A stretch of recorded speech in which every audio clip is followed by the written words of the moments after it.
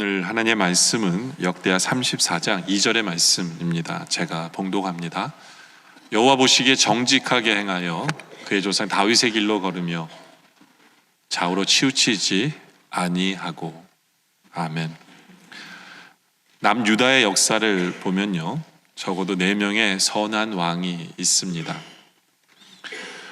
이 선한 왕들은 왜 선한 왕이라고 부르냐면 개혁을 일궈낸 왕들이기 때문에 그래요. 아사 왕, 여호사밧 왕, 히스기야 왕, 그리고 요시야 왕. 이들은 다 다윗의 길로 행하고 정직하게 행하였으며 우상을 없애고 종교 개혁을 이룬 사람들입니다. 북이스라엘은 훨씬 더 숫자도 많고 강한 나라였는데 이런 왕들이 한 명도 없었어요. 그러다 보니까 100년이 넘게 더 빨리 멸망합니다. 물론 남유다도 4명밖에 없었기 때문에 유다도 망할 수밖에 없었습니다. 근데 그렇다면 이 4명의 왕들 중에서 한 명을 가장 칭찬을 받은 왕을 꼽으라 그러면 누구냐라고 할 수 있느냐 하면 바로 오늘 본문에 나온 요시야 왕입니다. 그는 남유다의 16대 왕으로서 이런 칭찬을 받습니다. 그것이 오늘 읽은 본문이에요. 요시야 왕은 여호와 보시기에 정직하게 행하고요, 그의 조상 다윗의 길로 걸으며 좌우로 치우치지 아니하였다라고 그를 평가합니다. 특별히 그는 좌우로 치우치지 아니한 삶을 살았다라는 이 칭찬은 대단한 거예요. 어느 왕도 이런 칭찬을 받은 사람이 없어요. 그러니까 요시야 왕은 정말 하나님께 칭찬받는 그런 개혁을 이끌어낸 왕입니다. 이렇게 개혁을 이끌어낸 왕에 대해서 오늘 보는데요, 오늘 하필이면 또 오늘이 종교 개혁 주일입니다. 그래서 개혁에 대한 이야기를 좀 나누려고 합니다. 그래서 오늘 설교 제목은 개혁이 필요한 우리의 삶, 바로 그것에 대해서 나누려고 합니다. 먼저 예전의 종교 개혁을 우리가 첫째로 보면서 우리의 삶과 우리의 모습과 한번 생각해 보려고 합니다. 그것이 첫 번째 포인트입니다. 종교 개혁과 지금 우리의 모습. 종교 개혁을 맞이한 지 이제 502주년 됩니다. 500년이 넘었어요. 근데 이 종교 개혁이 뭐냐 하면요, 우리가 지금 길을 잃었다라는 것을 깨닫는 것이 종교 개혁이에요. 교회가 인간의 전승이나 전통을 따라 행하고 있었는데 이제는 거기에는 진정한 생명이 없음을 인정하는 것, 그리고 주님 원하시는 바른 길로 나아가는 것, 그것이 종교 개혁입니다. 여러분들, 오늘날 종교 개혁 이룬 지 500년이 지난 오늘날 우리들의 교회는 어떠합니까? 우리 성도의 삶의 모습은 어떠합니까? 우리의 삶 속에서 개혁을 이루어야 되는 부분은 없을까요? 오늘날의 교회들은 하나님께 칭찬받고 아름다운 교회라고 자부할 수 있습니까? 오늘날의 한국 교회는 어떠합니까? 초대교회 모습을 기억하면 너무나도 아름다운 교회고 너무나도 하나님께 칭찬받는 교회였어요. 그들의 모습을 보면서 그럴 수밖에 없었던 것은 그들은 늘 좁은 문을 택했습니다. 좁은 길을 선택했어요. 왜냐하면 절대로 예수 믿는 것이 쉽지가 않았어요. 예수 믿는 것처럼 어려운 것이 없었어요. 그럼에도 불구하고 그들은 저 천국을 바라보며 그 길을 선택하며 걸어갔습니다. 그러다 보니까 그때는 하나님께 칭찬받는 아름다운 교회였어요. 복음이 로마에 들어갈 때 로마는 기독교인들을 박해하기 시작합니다. 그때 수많은 사람들이 순교를 당하고 많은 사람들이 땅속에 무덤을 파서 카타콤이라는 곳으로 숨어들어 거기서 공동체 생활을 하며 햇볕도 보지 못하는 곳에서 그들은 예배하며 그들의 신앙을 지켰습니다. 그때는 예수 믿는 것이 너무너무 힘들었지만 교회에는 아무런 문제가 없었고 그때에는 성도들이 오히려 칭찬받았습니다. 세상에서 예수 믿는 사람은 역시 다르다라는 것을 보였고 그들은 영원한 천국의 소망이 무엇인지를 믿지 않는 자들에게도 나타내 보여주었어요. 예수를 믿는다는 게 도대체 뭐길래 저렇게 죽으면서까지도 저들은 얼굴에 평화를 느끼고 저들은 소망을 가지고 저렇게 죽어갈까 하면서 참 교회의 모습을 그들은 보여주었습니다. 그러다가 복음이 로마의 귀족들에게 들어가고 황제의 주위에 있는 사람들에게 복음이 들어가면서 드디어 결국 주후 313년에 콘스탄틴 대제가 밀라노 칙령을 선포합니다. 이제부터 기독교를 믿어도 좋다라고 하면서 기독교가 로마의 국교가 되기까지 합니다. 그전에는 예수를 믿기 위해서 모든 것을 다 포기해야 됐는데 이제는 아무것도 포기하지 않아도 예수를 믿을 수 있게 되어졌어요. 그러다 보니까 수많은 사람들이 예수를 믿게 되어집니다. 그런데 문제는 뭐냐면 그 가운데 많은 쭉정이들이 그 가운데 섞여 있었어요. 복음의 의미도 모르고 복음을 위해서 아니면 예수님을 위해서 나오는 사람들이 아니라 그냥 자신의 안락을 위해서, 잘 먹고 잘 살기 위해서, 친구를 만나기 위해서, 그리고 권력을 잡기 위해서 교회를 찾는 사람들이 많아집니다. 하물며 성직자들조차도 권력을 위해서 성직자가 되려고 합니다. 자기가 잘 먹고 잘 살기 위해서, 돈과 명예를 위해서 성직자가 되려고 합니다. 왜냐하면 성직자만 되면 그 모든 것을 가질 수 있다라고 사람들은 갖기 시작하면서 많은 사람들이 성직자가 되려고 결국에는 돈을 줘서라도 성직자가 되려고 하는 일들이 발생합니다. 왜냐하면 그 당시에는 황제의 힘이, 교황의 힘이 황제 위에 있었기 때문에. 그래서 우리가 너무나도 잘 아는 카누사의 굴욕이라는 것이 있죠. 그렇죠. 황제가 교황에게 3일 동안 맨발로 그 추운 날 바깥에서 교황에게 3일 동안 빌어요. 살려달라고. 왜냐하면 교황이 그 사람의 목을 붙였다 뗄 수 있는 그런 힘이 그 당시에 있었기 때문에. 그만큼 그 당시에는 교황이 되면 모든 힘과 권력과 돈과 모든 것을 다 쥐게 되어집니다. 그러다 보니까 많은 사람들이 바로 성직자가 되려고 하는 그러한 일들이 발생합니다. 주님의 십자가를 같이 지기 위해서가 아니에요. 그냥 세상에서 잘 나가기 위해서. 그리고 그 당시에 교회들이 그럴 수밖에 없었던 이유는 뭐냐 하면 그 당시에 교회는 그 성경이 라틴어로 되어 있어요. 근데 번역을 안 합니다. 왜 안 하냐면 딴 사람들 못 알아듣게.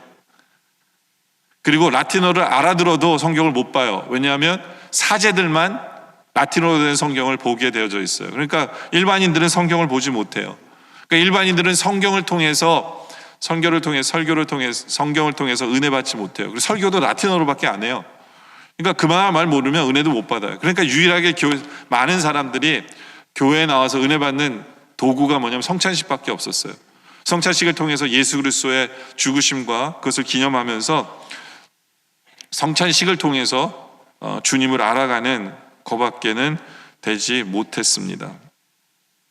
말씀이 없었어요. 말씀이. 그리고는 교황의 말이 법인 줄 알고, 성직자의 말이 법인 줄 알고 그대로 따라가만 갔습니다. 그러다 보니까 교회가 능력이 없어지고 힘이 없어지는 거예요. 그러다 보니까 교회의 권위가 점점 떨어지고 교황청의 권위가 점점 떨어지기 시작합니다. 그때 교황은 이 권위를 다시 세우기 위해서 무엇을 진행하냐면 큰 성당을 짓기로 작정합니다. 그것이 베드로 성당이에요. 여러분들 베드로 성당 가보면요, 지금 너무너무 웅장합니다. 근데 그렇게 큰 성당을 지으려니 돈이 얼마나 들었겠어요? 그러니까 일반 헌금을 가지고는 그게 질 수가 없는 거예요. 그래서 교황이 뭐를 결정하냐면 면죄부를 팔기로 결정합니다. 면죄부라는 것은 뭐냐 하면 성자들의 공적을 파는 거예요. 성자들의 공적을. 그 당시에 그 구원론이 이거였어요. 믿음만 가지고서는 안 된다. 선행도 필요하다. 그 성경과 반대되는 얘기를 하죠. 성경과 맞지 않는 얘기를 하죠. 믿음만이면 되는데 그 당시에는 선행이 필요하다는 것을 그들의 구원론에 집어넣습니다. 근데 문제는 뭐냐면 어느 누구도 이게 충분한 선행을 이룰 수가 없다는 거예요. 충분한 선행을 이룰 수 없으니까 어떻게 하냐면 돈 주고 사라는 거예요. 누구로부터? 교회로부터. 특별히 그 공적을 충분히 이루어서 하늘의 상급을 넘치도록 쌓은 성자들이 있잖아요. 베드로, 바울, 이런 사람들은 하늘에 넘치도록 쌓아놨기 때문에 교황이 그걸 나눠줄 수 있다는 얘기예요. 돈을 주면 그 성자들의 그거를 주면서 파는 거예요. 처음에는 십자군들에게 그것을 나눠줍니다. 십자군으로 이렇게 자원하는 사람들은 그거를 받을 수 있는 자격이 주어져요. 근데 가만 보니까 이게 유행을 하거든요. 사람들이 진짜인 줄 알고 막 몰려들기 시작해요. 그러니까 이거 돈 주고 팔면 되겠구나 해서 면죄부를 팔기 시작을 합니다. 그래서 교황 레오 10세가 됐을 때 베드로 성당을 짓기 위해서 본격적으로 면죄부를 팔기 시작합니다. 근데 살아있는 사람들한테 파는 게 이게 한계가 있는 거예요. 그것마저도 돈이 안 돼. 그래서 이제는 누구에게 파냐면 죽은 사람들을 위해서도 팔아요.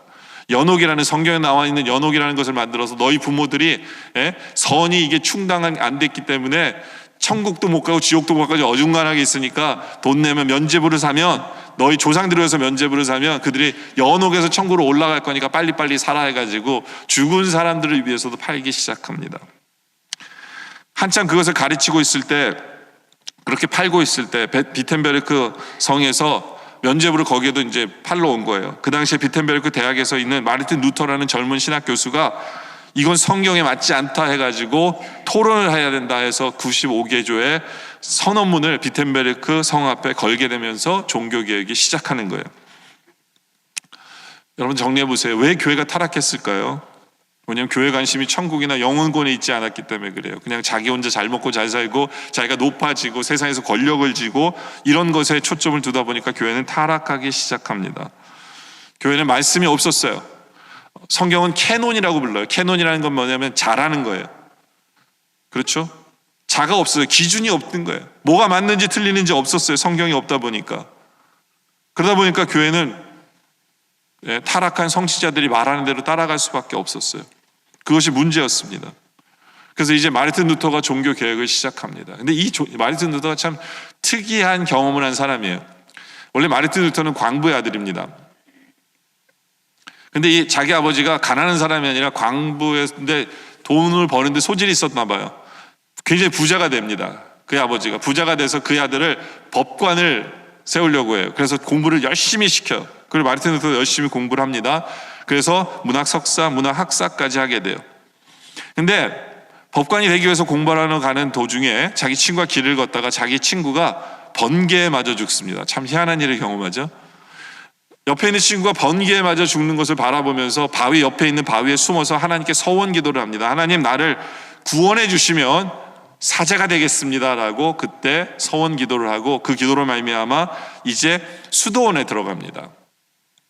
수도원에, 성 어거스틴이라는 수도원에 들어가서 공부를 합니다. 근데 그 수도원에 자기가 있는 방이 참 재밌게도 창문이 이렇게 아침에 눈을 뜨면 창문에 뭐가 보이냐면 공동묘지 앞이에요. 공동묘지 앞이에요. 그러니까 안 그래도 자기 친구의 죽음을 통해서 이 언제 죽을지 모른다는 두려움이 있는데 항상 아침마다 이 공동묘지를 바라보면서 나는 죽는구나, 인생은 허무하구나, 근데 죽으면 난 진짜 천국 갈 수 있을까? 성당에서는 자꾸 선일 충분해야 되고 죄를 지면 안 된다고 얘기하는데 암만 해도 죄가 너무 많은 거예요. 미움, 원망, 교만, 질투 뭐 이런 것들이, 작은 죄들이 자꾸 괴롭히는 거예요. 그래서 이 수도원 생활을 할 때 마르틴 루터는요, 하루에도 12번씩 그 신부를 찾아가서 고해 성사를 합니다. 그러니까 나중에는 이 신부가 화가 나가지고 뭐라 하냐, 몰아서 오라고, 매일 찾아오지 말고 몇 시간 찾아오지 말고 몰아서 오라고 할 정도로. 근데 마르틴 루터는 언제 죽을지 모르니까, 지옥 가면 안 되니까 그냥 계속 고해 성사를 해야만 자기가 천국 갈 수 있다라고 생각을 합니다. 그러는 과정 속에서 그는 신부가 됩니다. 그리고 공부를 해서 비텐베르크 대학에서 신학 박사가 되고, 그리고 수도원 대표로서 로마 교황청을 방문해요. 근데 로마 교황청을 방문했는데 너무 실망을 한 거예요. 왜냐하면 그 높이 있는 사람들이 다 타락해가지고 세상의 권력만 원하고 죄 짓고, 이 마르틴 루터 보기에는 너무 교황청이 세속화가 된 거예요. 그러니까 거기에 실망을 해요. 그럼에도 불구하고 자기는 죄를 지면 안 되니까 로마에는 이 성계단 교회가 있어요. 성계단 교회라는 게 뭐냐면 빌라도가 예수님을 계단 위에서 이렇게 재판을 했거든요. 그러니까 예루살렘에 있었던 그 계단을 칸스탄티노플 대제의 그 어머니가 아들한테 부탁한 거예요. 그걸 좀 갖고 와달라고. 그래서 예루살렘에서 로마로 그 계단을 갖고 와서 계단 옆에다가 교회를 지은 게 성계단 교회예요. 지금도 있어요. 거기서 이제 마르틴 루터, 거기 이제 어떤 속설이 있냐면 그 계단에서 한 걸음, 무릎으로 한 걸음 한 걸음 올라가면서 뛸 때마다 자기의 죄를 회개하고 그 무릎 계단에 키스를 하면 죄가 완전히 용서받는다는 거를, 이제 그런 속설이 있었어요. 그러니까 마르틴 루터는 또 매일 또 거기 가서 뭐 하냐면 계단 하나 이렇게 무릎으로 기어 올라가면 굉장히 아프대요. 전 안 해봐서 모르는데 할 필요도 없지만 그 일을 매일매일 하면서 회개를 하는 거예요. 근데 마음에 평화가 없어요. 그런 짓을 하고 있는데도, 그런 일을 하고 있는데. 그때 갑자기 자기가 기억하고 외운 성경이 하나가 생각나는 거예요. 그게 바로 뭐냐면 로마서 1장 17절이에요. 복음의 하나님의 의가 나타나서 믿음으로 믿음에 이르게 하나니 의로 기록된 바 오직 의인은 믿음으로 말미암아 살리다. 이 구절을 생각하면서, 그래, 내가 이거 한다고 천국 가는 게 아니구나. 예수님을 믿는 그 믿음으로 의롭게 되고 믿음으로 천국 가는 게 되는구나. 그래서 그거를 깊이 깨닫고 마르틴 루터가 그것을 자기 신학교에서 가르치기 시작을 합니다. 가르치기 시작하고 이런 일이 소문에 퍼지니까 교황청에서 그를 면직을 시켜요. 근데 그 당시에 파문을 시킵니다. 파문이라는 건 뭐냐면 너는 크리스찬도 아니다라고 말하는 거예요. 왜 교황청에서는 파문을 시키냐면 그 사람 죽으라고 파문시키는 거예요. 그런 이야기가 퍼지면 이 사람이 파짓겠다는 소문이 퍼지면 암살해도 된다라는 오케이 사인이에요. 왜냐하면 그건 사람이 아니기 때문에. 크리스찬이 하면 이 사람은 사람이 아니다라고 해서 죽이란 얘기거든요. 근데 죽기 직전까지 갔죠. 위태로 왔는데 마르틴 루터를 지지하던 프레드릭 히라는 성주가 마르틴 루터를 잡아갑니다. 잡아서 감옥에 가둬요. 그러니까 말로는 잡아간지만 살리기 위해서 감옥에 가두는 거예요. 왜냐하면 놔돌아다니면 죽으니까, 암살당하니까. 그래서 마르틴 루터는 그 감옥에서 무엇을 하냐면 독일어로 성경을 번역하기 시작해요. 그리고 독일어로 성경을 번역해서 독일 사람들에게 그 성경을 나눠주니까 독일 사람들이 그 성경을 읽고 이 교황청이 얼마나 잘못됐는지를 알기 시작합니다. 그러면서 종교개혁에 불이 제대로 붙게 되는 거예요. 그러면서 종교개혁이 이루어진 거죠. 여러분들, 이 한 사람의 말씀 앞에서 깨닫고 말씀 앞에서 변화하고 말씀 앞에서 행동하는 이것이 결국에는 온 세계를 바꿨어요. 오늘 말씀의 요시아 왕도 마찬가지예요. 어린 왕이에요. 8살 때 왕이 됩니다. 어린 왕이에요. 그리고 요시아는요, 할아버지가 므낫세 왕이에요. 유대 왕 중에 가장 악한 왕이 누구냐? 므낫세거든요. 할아버지가 그런 왕이에요. 그의 아버지도 똑같아요. 그의 아버지도 우상숭배했어요. 22살에 왕이 돼서 24세 2년 만에 암살당해서 죽습니다. 네? 아무것도 모를 이 요시아가 왕이 돼요. 8살에.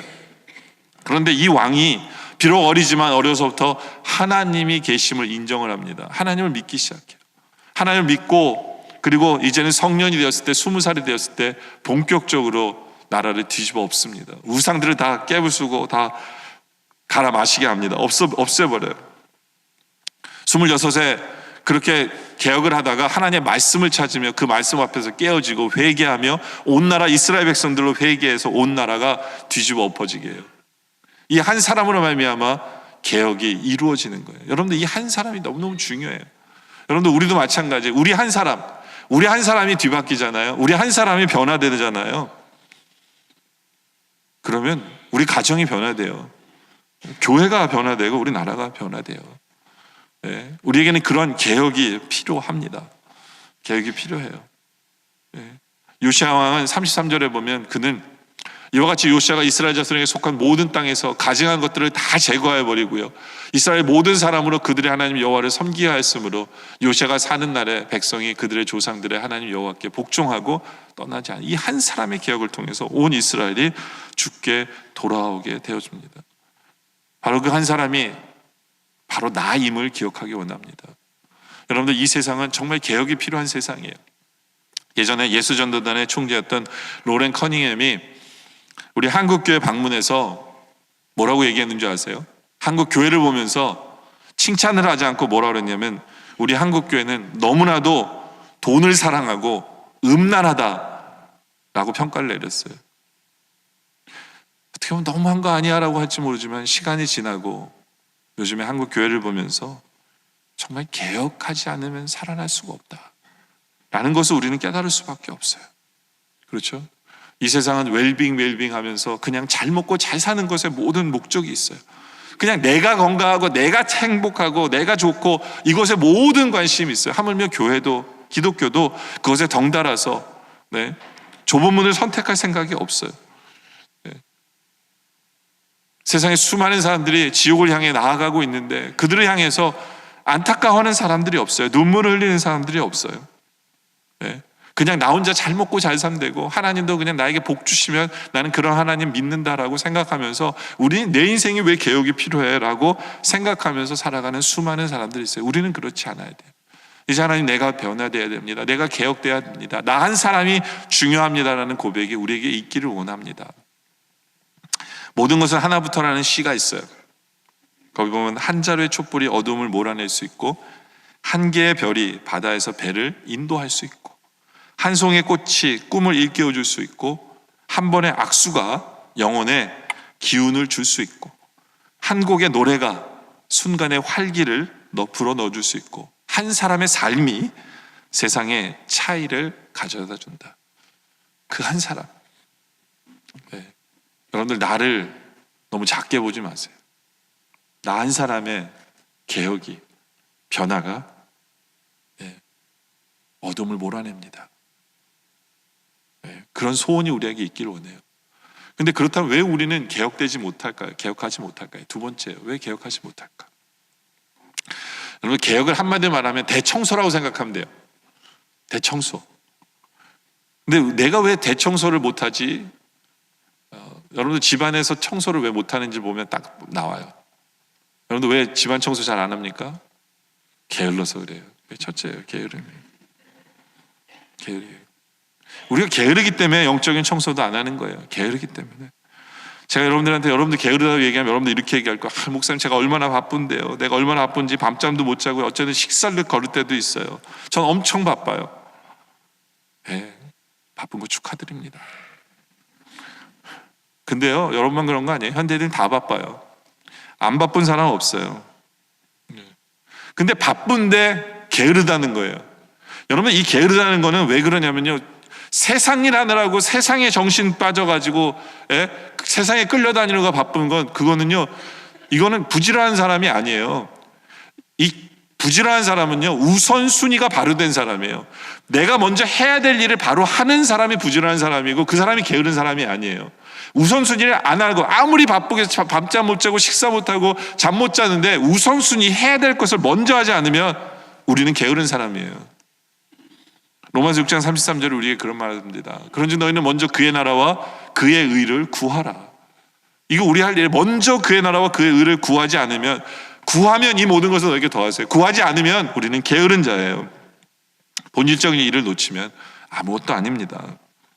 본문에 요시아가 칭찬받는 이유가 뭔지 아세요? 왕으로서 해야 될 일이 얼마나 많겠어요? 얼마나 바쁘겠어요? 근데 요시아는 가장 먼저 해야 되는 일이 뭐냐?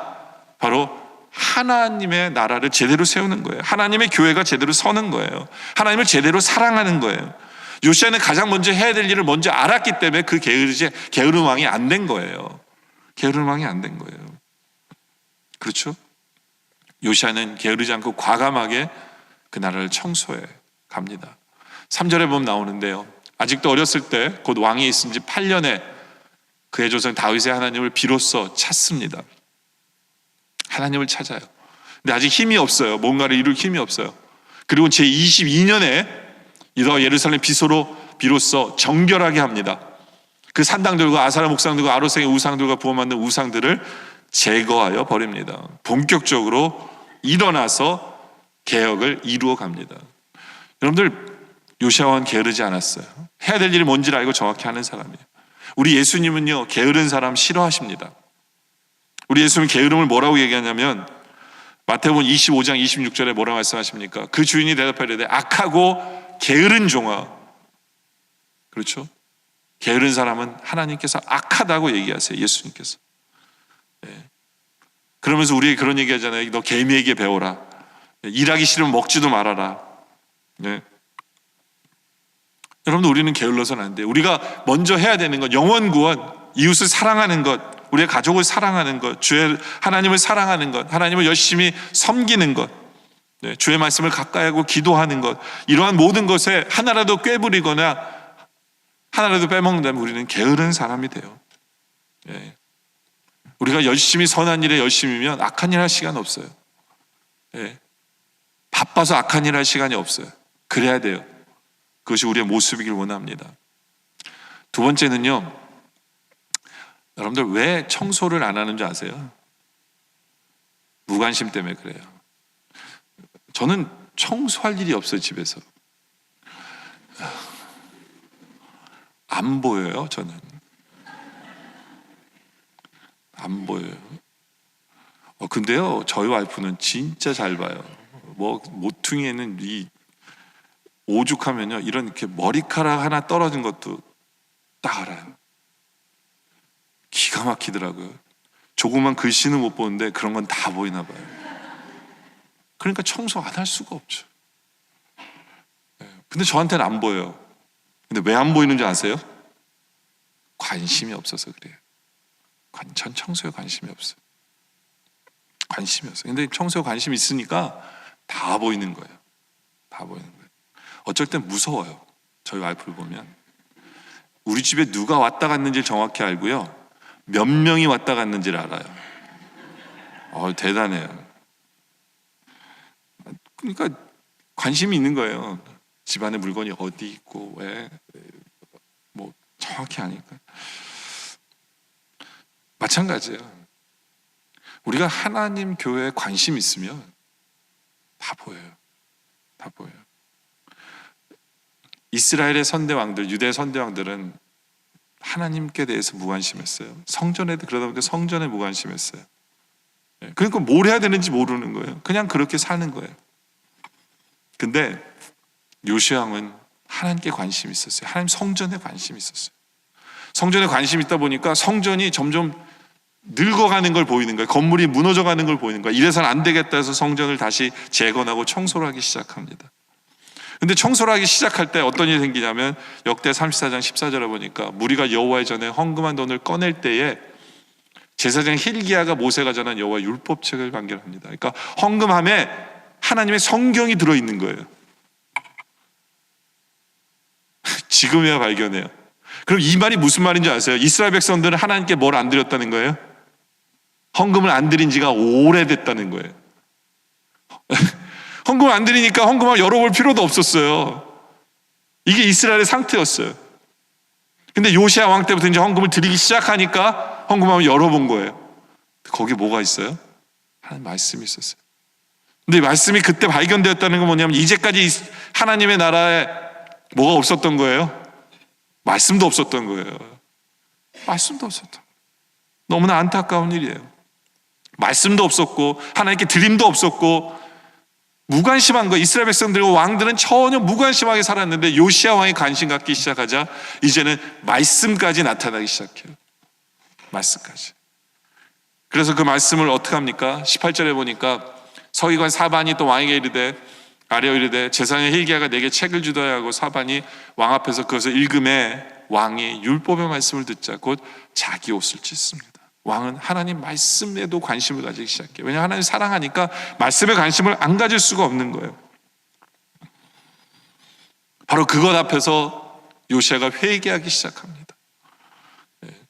여러분들, 하나님께 관심을 가지면요, 회개하지 않을 수 없어요. 자기 혼자 회개하는 것이 아니라 온 이스라엘에게 이 말씀을 읽어주면서 같이 회개하면서, 그러면서 나라가 뒤집히기 시작하는 거예요. 여러분, 우리의 모습을 어떠하세요? 이 무관심은 신앙의 적이거든요. 우리는 말씀에 관심이 있습니까? 기도에 관심이 있어요? 하나님의 교회에 관심이 있으십니까? 예? 이웃에게는 관심이 있으세요? 어떠십니까? 관심이 없으면 은혜 받을 수 없어요. 예전에 저희 교회가 저쪽 성전이 팔리지 않아가지고 재정적으로 굉장히 힘든 일이 있었는데, 우리 교회 자랑을 하나 하자면 우리 성도들은요 아무도 컴플레인 안 하잖아요. 괜히 이사 와가지고 왜 우리를 이렇게 고생하게 하느냐, 컴플레인이 아무도 없어요. 그래서 제가 설교 때 그랬어요. 우리 교회 성도들은 믿음이 정말 좋든가 아니면 관심이 전혀 없든가, 둘 중에 하나라고. 저는 믿음이라고 믿고 싶어요. 네.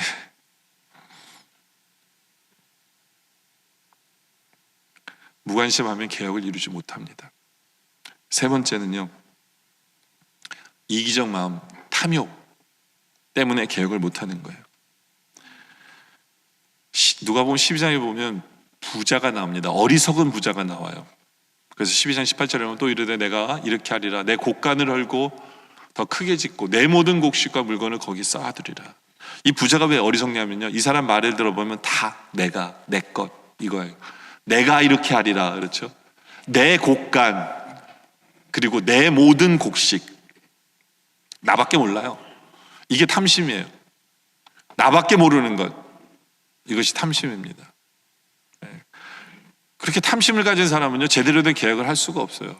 자기를 위해서 뭔가를 하겠죠. 근데 하나님의 교회를 위해서, 하나님의 나라를 위해서, 다른 사람을 위해서는 절대로 계획하지 않습니다. 나밖에 모르기 때문에. 이것은 큰 죄예요. 여러분들, 지옥을 무적행이라고 부르거든요. 무적행이 뭐냐면 밑이 없다는 얘기예요. 만족이 없다는 얘기예요. 그러니까 탐심이 있는 사람들이 몰리는 곳이 지옥이에요. 가서 만족이 없어요. 그러니까 행복이 없고 기쁨이 없는 것이 무적행이거든요. 우리 예수님께서는 그 탐욕을요, 탐욕에 찬 인생들이 그런 얘기를 해요. 누가복음 12장 15절에 보면 그들이 이르되 모든 삶과 모든 탐심을 물리치라. 그래서 우리에게 말씀하기에 사람의 생명이요, 그 소유의 넉넉함에 있지 않은 거거든요. 우린 탐심을 물리쳐야 돼요. 사도 바울은 이 탐심을 또 뭐라고 표현하냐면 우상 숭배라고 얘기해요. 골로새서 3장 5절에 보면 그러므로 땅에 있는 지체를 죽이라. 곧 음란과 부정과 사욕과 악한 정욕과 탐심인데, 이 탐심이 뭐냐면 바로 우상 숭배다라고 얘기해요. 우상 숭배다. 그래서 이것으로 말미암아 하나님이 진노하는 거예요. 탐심 때문에 하나님 진노하시는 거예요. 여러분, 탐심은 우상 숭배예요. 반대로 얘기하면 우상 숭배하는 이유는 뭐냐면 탐심 때문에 그래요. 탐심 때문에 우상 숭배하는 거예요. 여러분들, 우리 예수 믿는 사람 성도들은요, 하나님이 우리에게 필요한 것을 주시는 것을 우리는 다 믿어요. 예? 제가 이렇게 얘기하면 아멘 할 거예요. 여러분 다 믿어요. 하나님이 나에게 필요한 것을 주시는 걸 우리 믿어요. 근데 우리의 문제는 뭐냐면 하나님이 우리에게 주시는 것만으로 우리는 만족 안 해요. 하나님 우리에게 꼭 필요한 만큼만 주시는 것으로 우리 만족 안 하고, 우리가 원하는 건 이거보다 더 원하는데 하나님이 안 주실 것 같은 거예요. 그래서 우리가 뭔가를 딴짓을 해요. 이게 탐심이에요. 이스라엘 백성들도 마찬가지예요. 하나님은 뭔가를 주시면서 이렇게 항상 이렇게 꼭 알맞게 주시고, 그리고 줄 때도 뭐 말씀에 순종하고 막 이런 걸 요구해요. 근데 우상은요 좀 쉬워요. 뭔가 갖다 주면 준다고 얘기해요. 예? 그러니까 뭔가를 하나님 외에도 더 뭔가를 더 갖고 싶은 거예요. 그러다 보니까 우상 숭배도 하는 거예요. 여러분, 이스라엘 왕들 왜 우상을 없애지 못했는지 아세요? 그게 다 탐심 때문에 그래요. 백성들이 우상을 섬기고 싶으니까 내버려 두는 거예요. 괜히 했다가 백성들 마음 안 좋으면 내 왕권이 흔들릴까 봐. 그리고 다른 나라들의 우상이거든요. 이 우상 없애면 그 우상을 섬기는 나라들이 나 쳐들어올까 봐, 예? 그냥 자기의 왕권을 유지하기 위한 욕심이거든요. 탐심. 그것 때문에 우상 안 건드리는 거예요. 백성들도 마찬가지예요. 아까도 얘기한 대로 하나님을 섬기는데 우상을 섬기면 더 많은 걸 얻을 수 있을 거라고 생각해서 우상을 섬기는 거예요. 인간의 마음속에는 우상을 섬기는 이유는 그 탐심 때문에 그래요. 탐심 때문에. 여러분들, 우리 안에 갖고 있는 탐심이 뭔가를 생각해 봐야 돼요. 이것은 우상 숭배고 하나님이 가장 싫어하는 거예요. 이것을 깨닫지 못하면 우리는 계획을 이룰 수 없어요. 여러분들, 이 땅에서 아무리 많이 가져봤자 뭐합니까? 누가복음 12장 20절에 우리에게 그런 말씀하잖아요. 하나님 이르시되 어리석은 자야, 오늘 밤의 내 영혼을 도로 찾으리니 그러면 내가 준비한 것이 누구의 것이 되겠느냐. 그렇죠? 죽어서 아무것도 못 가져가요. 나의 생각과 나의 마음, 하나님으로 만족하고 있는지를 생각해 보세요. 탐심이 있으면 계획을 이룰 수 없다. 이제 말씀의 결론을 내죠. 여러분들, 내 삶 속에 있어서 변화해야 될 부분이 뭡니까? 내 삶 속에 있어서 개혁돼야 될 부분이 뭔지를 오늘 한 가지라도 우리가 깨달아 알아서 그것을 바꾸는 우리들이길 원해요. 나 한 사람이 바뀌잖아요. 가정이 바뀔 수 있어요. 공동체가 바뀝니다. 나 한 사람이 얼마나 귀한지 몰라요. 그래서 하나님이 여러분들에게 바뀌라고 얘기하시는 거예요. 특별히 우리가 이제 성찬식을 하려고 합니다. 성찬식을 주님의 십자가 달리신 주님을 바라보면서 우리에게 진정한 회개가 있길 원해요. 주님, 내가 게을렀습니다. 주님, 제가 무관심했습니다. 주님, 제가 너무 욕심만 부립니다. 만족하지 못하고 탐심 속에 살았습니다. 그래서 개혁하지 못한 우리를 주님 용서해 주세요. 그리고 이제는 주님의 은혜 때문에, 주님의 십자가의 보혈의 은혜 때문에 이제는 결단하길 원합니다. 제가 적어도 하나님 이 부분은 이번 주에 변화되길 원합니다. 적어도 이 부분은 하나님 개혁되길 원합니다. 주님 도와주세요.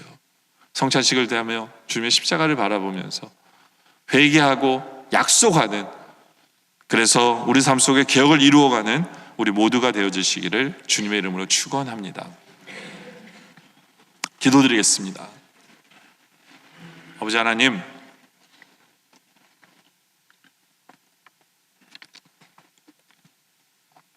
우리는 세상 속에 살면서 하나님의 교회를 손가락질합니다.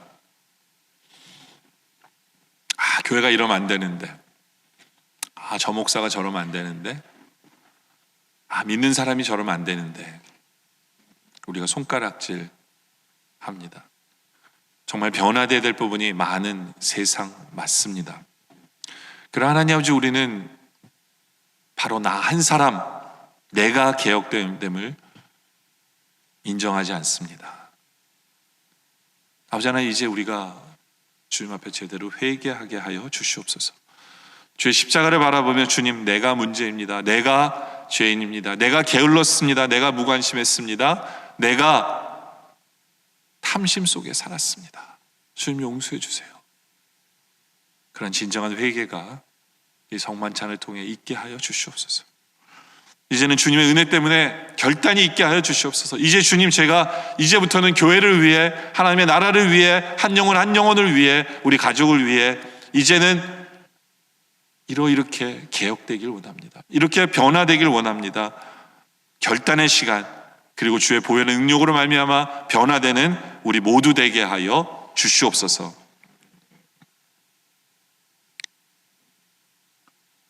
성찬식을 통해 십자가 지신 주님을 제대로 만나는 귀한 시간 되게 하여 주시옵소서. 예수님의 이름으로 기도드립니다. 아멘.